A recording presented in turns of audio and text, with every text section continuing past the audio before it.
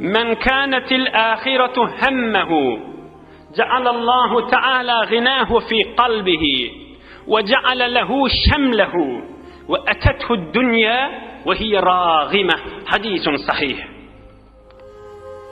Her kim tamam fikri, tamam kuyu Hudayın razıçılığı bolsa,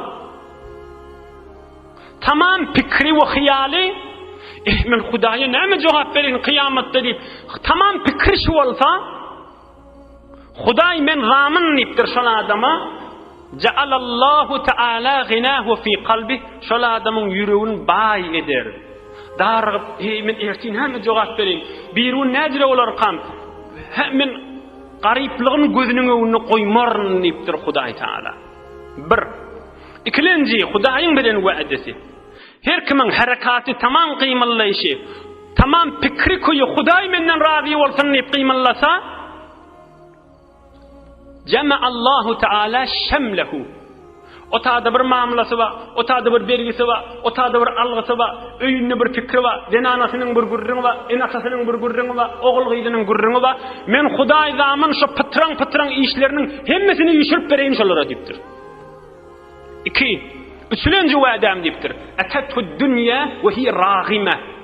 Bir adam haykuyu Hudayın rızayeti olsa, dünyanın özü şoňa zelil bolup, hor bolup, sürünip şol adamyň öwüne geler deyipdir. Gel meni al deyip dünyanın özü geler şey deyipdir.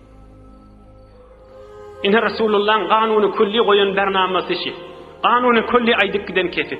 Ol sahabalar tamam gymyllyşy bernamalary mamelet ýanmışdyklar. Hudaý hoş bolsun diýip. Oğul gyzy bilen bolýanmışdyklar. Hudaý hoş bolsun diýip. Eğer hele enata bilen bolýanmışdyk. Hudaý hoş bolsun diýip. Ondan çyrim enata oğul gyz,